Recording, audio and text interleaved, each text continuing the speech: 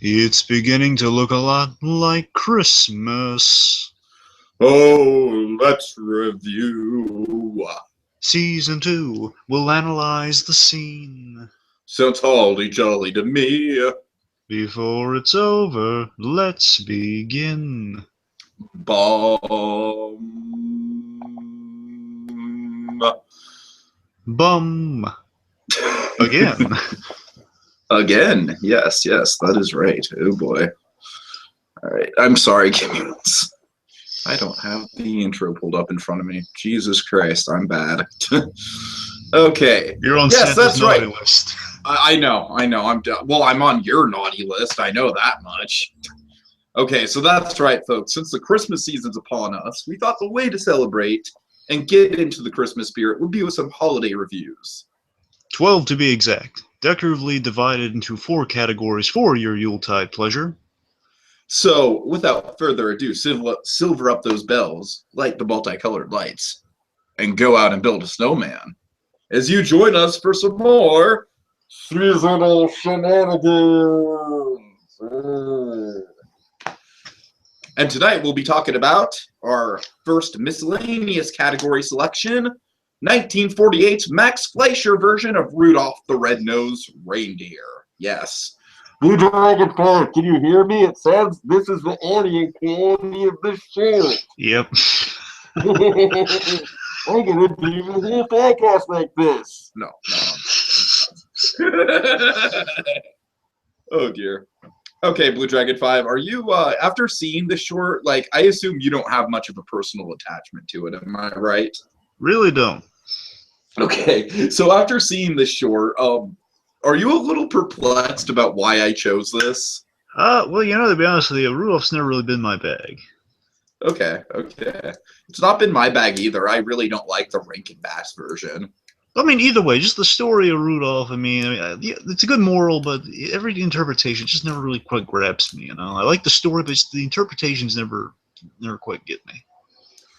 Okay, well, I'm going to tell you why this made my selection, real quick. Yeah. Aside from it's basically every element of Rudolph in the Rankin-Bass special is really interesting. Just that Rudolph himself isn't compelling enough. That's the main issue. Rudolph himself is not compelling, and I also always found the Rudolph voice actor in that one to be really annoying. She thinks I'm cute. That's exactly what I'm saying. That's exactly what I am freaking saying.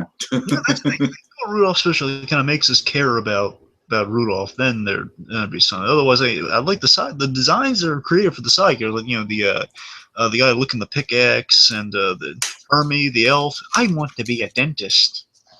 Oh God, that guy's iconic. That's what I'm saying. It's all the side characters you remember. Rudolph is high from the nose. He's got nothing. Nothing. He's bland. He's a light. Yeah. He's a light fixture. He's a walking lamp. Pretty much, and I don't think this short does anything to change that stereotype. All he's got is the cute line. She thinks I'm cute. He knocks off the phony nose. That's all he's got. Okay. Let me explain really quick why this short really made my short list. No pun, short list. Why it's short in runtime. Get it? Well, yeah, it is short in runtime, and we're going to be able to go over it quite quickly, so that's one thing. But BlueDragonFive, believe it or not, this is the first time I was exposed to an on-screen Santa Claus. Get out of here. Are you serious? I'm not joking. This was your first Santa Claus? This was my first on-screen Santa. Wow. Yeah. So for that alone, I saw this when I was maybe 2 years old. It was on a Max Fleischer VHS compilation of a whole bunch of Popeye, Betty Boop, stuff like that. But this played right at the very end. And I remember my parents would always, every year be and since I was a baby, and I have distinct memories of when I was a baby just watching this thing and being oh, is that Santa, Mommy? Yes, that's Santa. I'm oh my God. So watching this, the sound quality is shit. The animation is shit. The stories are, the characters are a joke. It's totally a relic of its time, but man, I have such a personal connection to this thing. Well, to be fair, the animation's not that bad. It's just not as impressive as the other Fleischer stuff. It's very choppy. It is, like, again, it's all around. This is a very cheap-looking production, man. I mean, don't get me wrong. The Fleischer Superman kicks the ever-loving crap out of this. That's what I'm saying. It atomizes this thing, and he didn't even have that vision yet. Okay, so obviously we're going into this where you are just very outside the curb on this, and I am just, there's no way I can separate my nostalgia. So I mean, look, I'm more than willing to rake Rudolph over the coals. You know, I just have nothing for or against this thing. And I'm more than willing to rake it over the coals too, because there's a lot of funny shit wrong with this thing. So so with that in mind, let's go over if this was a cinema sins, then this would be sin number 1, all right? Spoiling the entire story over the opening credits. Well, I remember the tree. I mean, it was kind of. I remember the tree, the painted tree, and like. It was a song. It was a song. Oh right! Oh yeah, they played. The song gives everything away. Yeah. Rudolph the Red-Nosed Reindeer had a very shiny nose, and if you ever saw it, you would even say it glows, but, you know, hence and hence. From the get-go, you're right, Tiki. Let's just dwell on this for just a moment here. You're absolutely right. I mean, just from the get-go, if this is your first introductory to Rudolph the Red-Nosed Reindeer, it's completely ruined for you by playing the music, because kids already have an idea what's going to go on. It takes the surprise out of it. But then again, you must factor in that, you know, Rudolph the Red-Nosed Reindeer, it's kind of that iconic thing. Can most people, I mean, if you've never seen, especially you've at least heard the song, a popular song. Did you know Rudolph the Red-Nosed Reindeer was actually from a Macy's commercial from the 20s? Really? Yeah. Wow. What do you know? Good for Macy's. I actually have a Macy's. I have a Macy's Rudolph. Nice. Well, there you go. There you go. Rudolph is technically a Macy's product. What do you know? That is impressive. See, I've come away learning something here. That's our background for today, folks. Yeah, you're right. I mean, it's kind of the thing. They have to factor in, though. Some people know a little bit about it going in anyway once you hear the name Rudolph. Well, it's called Rudolph the Red-Nosed Reindeer in the title, so you kind of know he has a red nose. So it's not that much of a spoiler now, I think. Yeah, but the whole thing about then one foggy Christmas Eve. Yeah, so that's in there. Yeah, that's in there. That's it. You know, the whole thing is in there. It's a shame that they should have just played the melody. They should play the music instead of the lyrics. Yeah, that's true. That's true. If they just could have played that and not the song, you know, or at least the opening, just take out the audio for the other half of it. I mean, they spoiled literally the whole thing. It's like Rudolph the Red-Nosed Reindeer, you'll go down in history. They shouted out with glee. It's like, which are major story points within this 8-minute special. Exactly. That's what I'm saying. Okay, so after again, I think the paint again. I love the painted elements. Kind of takes me back to the older days, which are nice. Oh yeah. The sound quality sounds like it's right out of an old record player, which is nice. Very old timey. So we open with we see our reindeer games going on, which is just looking into it, seeing elements we haven't really, because let's face it, we're all brainwashed with the Rankin-Bass version of Rudolph. So that's the version. I am not. This is my version of Rudolph, my friend. I am not brainwashed by that thing at all. I mean, they try to bombard that version onto us, and you somehow have missed that, Kurt. You're the patient zero of being immune to Rudolph. It's not that I missed it. It's just that, like I said, this is literally my first exposure to Santa Claus. So you're right. In a way, I am patient zero. I'm kind of like an anomaly. Yeah. Anyways, I mean, one thing to kind of give this, just looking at differences, you don't really see. You get to see some actual reindeer games going on here, just like seeing the reindeers playing around instead of just saying, reindeer games have been going on. I mean, instead of just like skating, I mean, there are others like specificities, and there's this weird thing in this special. Again, the Fleischer guys got to give them credit here for what they do with the animation, is that they tried to personify the reindeer, which I'm not sure was the smartest move, but still, you have to give them an effort for trying. Right. Like we see reindeer skating, and they're wearing the pillows for pillow protected leapfrog, which is a visual I will never get out of my head.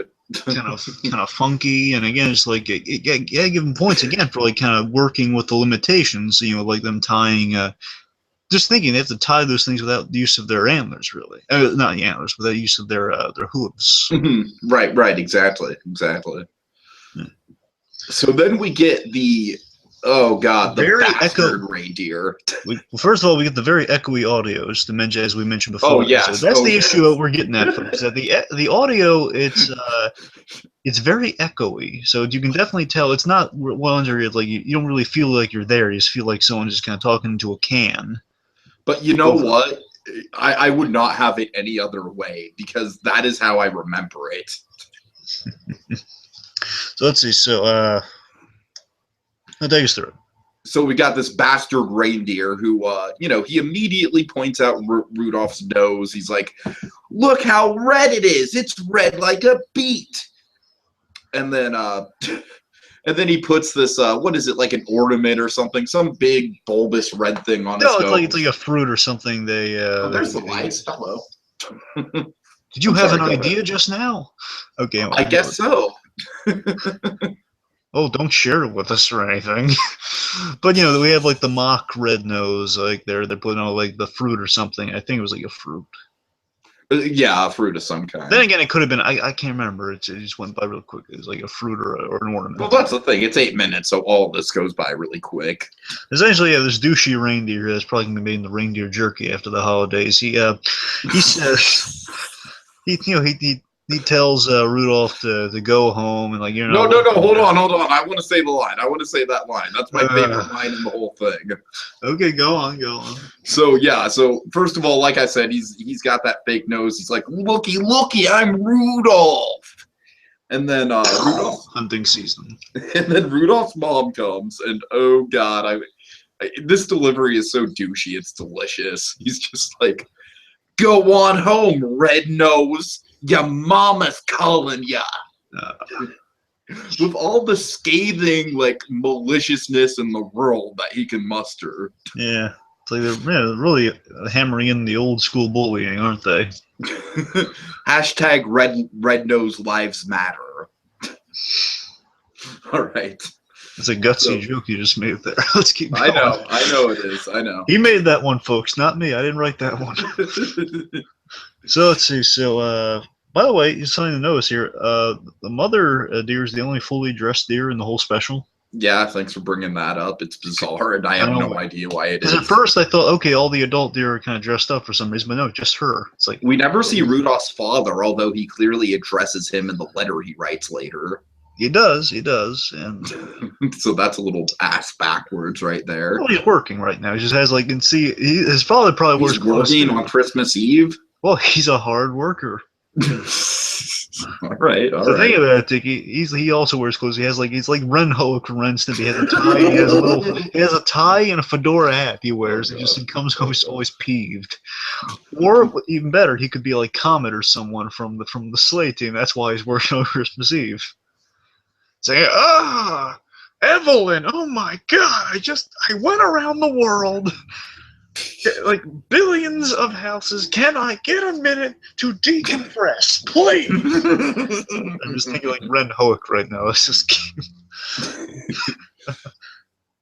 All right, so the mother tells Rudolph to hang up the stocking, and Rudolph, this is a nice little holiday thing. He's holding out the stocking, he's stretching it out, and he has a little fantasy about like all the presents and stuff stuffed into it, a big stockpile that he's dreaming about. So this is kind of a neat idea. This is an interesting position that we should probably discuss. Is that so the idea here is that Santa Claus, really there are no humans in this special aside from Santa. Yes, it's very bizarre. Yeah, it's a very bizarre kind of world building scenario here. So the idea is he delivers to all the animals, and including the deer, which is kind of interesting. Right. I mean, it's not to say that there's no humans in this world. We just don't see them. It's weird. It's like you could tell like a lot of thought went into just the logic of, well, I don't, you know what, probably not a lot of thought went into it at all. It's just like, yeah, Santa delivers presents to some reindeer and some bunnies. Yeah, some bunny rabbits. Yeah. That's probably exactly how the story pitch went down. But, it is kind of endearing just seeing Rudolph eagerly hanging his stocking after being bullied and stuff. And we see his nose glows in his sleep. Mm-hmm. Let's see, moving on from there. It's a foggy night at the North Pole. Which, by the way, I love the North Pole setting. As you can imagine, causes quite an issue. Yeah. I'm sorry, the North Pole.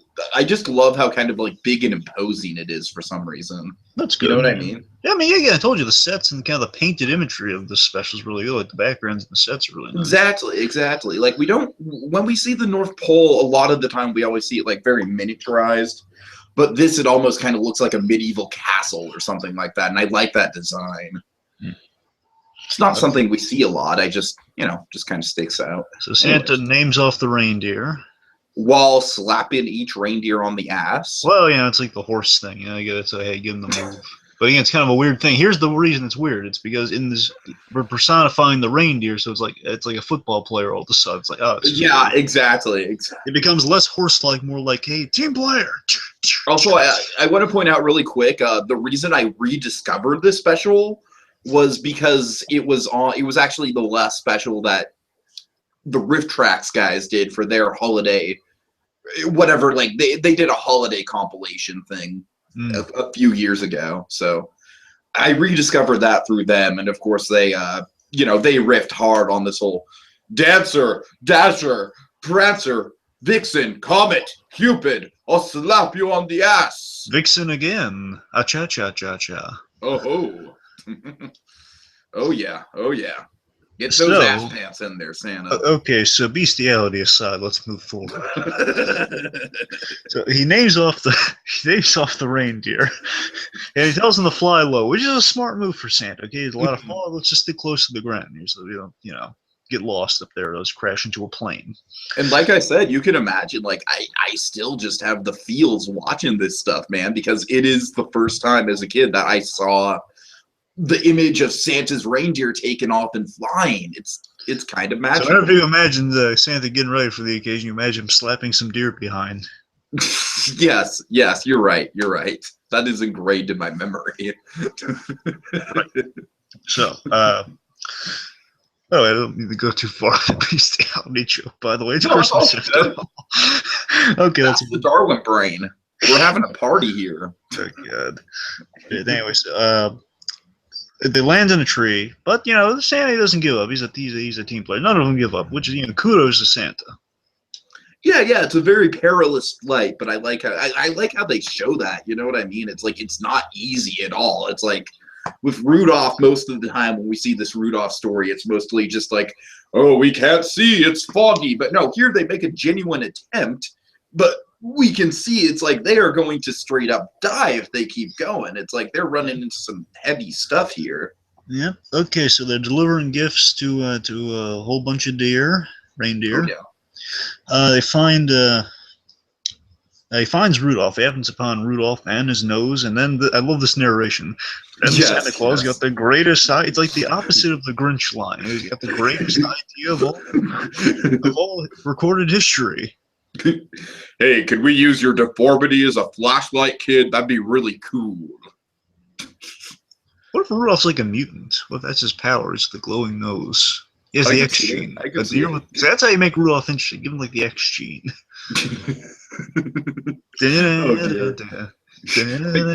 Dark and gritty Rudolph, directed by Ridley Scott. No, I'm saying, think about it. Rudolph is like the Cyclops of the reindeer. Oh, there goes the lights again. What the hell is up with my lights? See, Santa didn't appreciate the bestiality comment, so he's punishing him. I guess not. Okay, anyway, no, seriously, think about it. Rudolph is like the Cyclops of this deer X-Men. Wolf has ice blasting ability. Comet is the one that goes super fast like the Flash. Like the Flash? Yeah. For the X-Men. Well, it's true, yeah. Okay, whichever X-Men goes super fast. Quicksilver. There you go. I'm just saying. Don't bring the Flash into the X-Men. Don't do that. How was that Flash Christmas special, by the way? You were really excited about it. It was good. Not as much of a team up as was hyped up in the promo, but Mark Hamill was sublime, but less about Flash. All right on. Regardless, I'm saying we have one with adamantium antlers that would just bash people around. So, oh my god! Have a cigar in every frame. Yeah, I would say it's fair to say we'll probably be tackling that next Christmas in July. Like a strike force of mutant reindeer. Oh god. Oh god. Okay, Okay. anyway, Anyways. that's the sequel to Rudolph we never saw. The proper sequel we never saw. So let's see. Okay, so maybe Santa gets the greatest idea in history. Of course, he explains the situation to Rudolph. He needs his help. Rudolph agrees to help. But I love this bit. This bit was worth kind of watching it for. This one bit. You know me. I love my mundanity, and I did love this. Oh yeah. He leaves a note for his reindeer parents. He says specifically, and I wrote it down, "Dear," spelled D-E-E-R. E-R, yeah, pun, haha.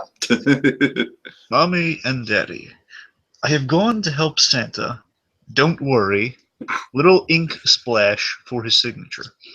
So Rudolph. 2 things. Yeah, Rudolph. Little. And I also like in the narration when he says Rudolph, he's like, "That's me." Now, first of all, I just love that. Again, I just love the little simplicity. You know, he left a note. What you want to do when you're just going to sneak out in the middle of the night? Sure. And again, Santa Claus essentially just kind of roped this kid into without informing the parents or anything. Hey, listen, kid, you got to do this now. The parents are going to say, well, else they're going to ruin Christmas. We got to do this now.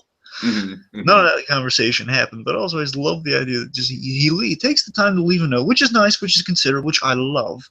But all he says is, "I've gone to help Santa.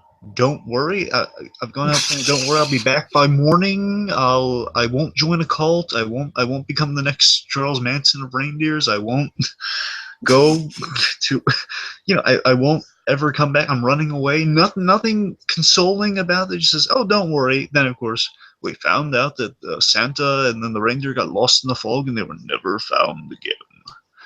Also, I would say this kind of puts a hole in your theory that his dad is one of the reindeer, because if his dad was one of the reindeer, then he wouldn't need to leave a note specifically for his dad. Okay. Fair enough. Then again, his dad could be just... No, it's too dark. I'm not going to say that one. No. Oh, God. Okay, anyways. I'm kind of tempted. No, let's keep going. Tell me off air. Okay. Okay. All right, so after the ink splash... Oh, and then we get the weird Santa walk cycle. Yes. We So get a here's nice the thing. close-up. We get a nice close-up of Santa's ass being illuminated by Rudolph's nose. Well, not exactly. That wasn't what I was referring to. He's in this weird crouched position. That's what I'm saying, yeah. The camera's just like focused like on his knees down, or like a little bit above like the thigh down on Santa Claus. He's like bent. It's like just walking, like he's sneaking around, but not really well. Though. It's really weird. It's like, really odd. Walking as if he's like kind of scooting in an imaginary chair while it's just focused on Rudolph lighting the way for some random reason. What? Anyway, so then let's see. So they're flying in the sled, deliver the gifts, get a montage of that. Yay, Christmas! We go to Bunnyville. Don't forget about Bunnyville. Bunnyville, USA, folks. Visit it this holiday season. For Bunnyville! For Bunnyville! Oh, God. We see kind of Fred Claus style the reindeer gather at a stadium after just kind of announcing the big gathering. They all gather at this huge stadium for kind of a Star Wars style award ceremony. Yeah. But not as awesome. Not quite. In rhyme, by the way, narrator throughout this whole thing, I believe it was in rhyme, at least for this scene, it's in rhyme. I think throughout the whole thing it's in rhyme. I'd be surprised if it wasn't. Santa congratulates Rudolph and appoints him Commander-in-Chief, which I gotta tell you, this is a little addition to Rudolph I like. He gave him like a little title also. That's cool. The one thing that kind of bothers me is Santa makes this one little thing like, "Oh, they'll envy you, Rudolph. Throughout all the land, they will envy you." And I'm like, okay, in this Game of Thrones political landscape, is envy really that good of a thing? Is that something to be that proud of? Well, I mean, I don't know. I'm just saying, like, if someone told me, like, "Oh, you're going to be in this position, but a lot of people are going to fucking envy you," I'd be like, I don't know.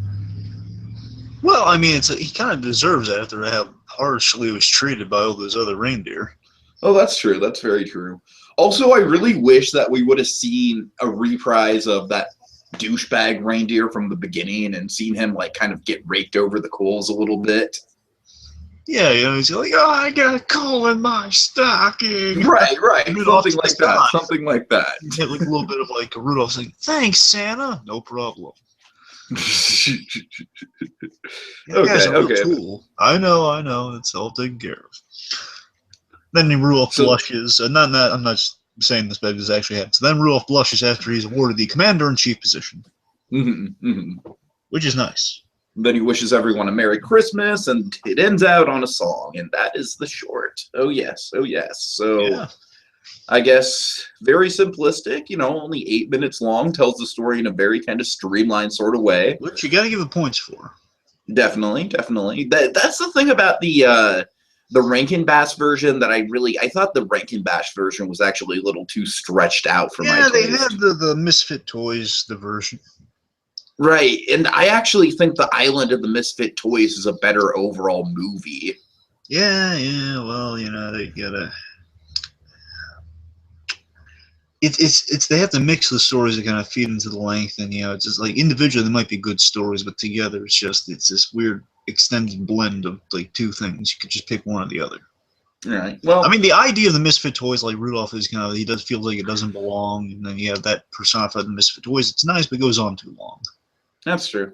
Well, regardless, we're not talking about Rankin-Bass version. We're talking about the Fleischer version. So what are your final thoughts on the Fleischer version? Well, I mean, again, I've seen the Fleischer do Max Fleischer do animation far better than this. I mean, the Superman Fleischer Supermans have been far superior. We could talk about those someday. I would love to talk about a couple of those. Oh yes, I mean, just look at those in comparison to this. I mean, this is definitely it's either really early Fleischer or it's like really lazy Fleischer. It's one of those two. This is one of the last Fleischer cartoons, if not the last. Oh, really?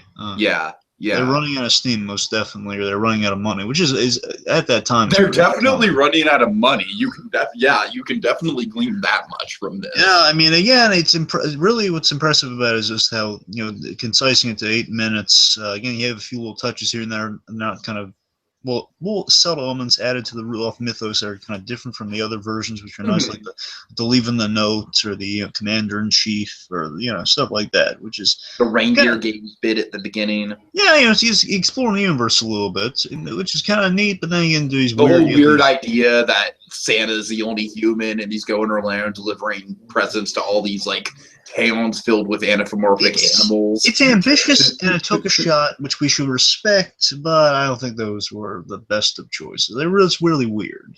All right, fair enough. My final thoughts on this are, like I said, the audio sounds like it comes out of a freaking tin can, and I wouldn't have it any other way because it's very unmemorable, though. What? I think it's very unmemorable, though. Well, I can't say that. I know you can't say that. That's what I'm saying. I think it's very unmemorable. So I think this is a good kind of discussion. I think we got the best of both worlds. We had someone that's very nostalgic for this and someone who couldn't care less about it. So you know me, I mean, everything about it just breams with childhood Christmas nostalgia. So I can't really dislike it on the level that you do, but I respect it. I do think it's a better told version than the Rankin-Bass version. Yeah. So on that, I'll take the Rankin-Bass version because I like the side characters, but you know, it's. Look, like I said, like we were discussing, I just don't like the voice actor for Rudolph on the Rankin-Bass version, and I'd rather just sit through 8 minutes of this than sit through 50 minutes of that voice actor. That's all I'm saying. Okay, anyways, BlueDragonFive, you want to unwrap the next installment of Seasonal Shenanigans, see what we'll be talking about? Let's peek beneath the wrapping paper. What do we got? Oh, boy. So, next time on Seasonal Shenanigans, we will be talking about is it 2001? I think it was 2001, right? It's one or it actually might be 2000. It might be 2000. Well, see, the very, very early 2000s live-action Jim Carrey version of How the Grinch Stole Christmas. Oh, yes. I'm the Grinch that stole Christmas. BlueDragonFive, I know, like you and I, we both share the connection with that one where we bought the soundtrack and the Jim Carrey cover of that song is just freaking amazing. You're a mean one. Mr. Grinch. You have all the tender sweetness of a seasick crocodile, Mr. Grinch. Okay, we'll save it for the thing. All right. Okay, well, kids, time to dash away all. But as we wave goodbye, don't you cry. We'll be back again next time. With even more seasonal shenanigans. La la la la. La la la. Go home, Red Nose. Your mama's calling.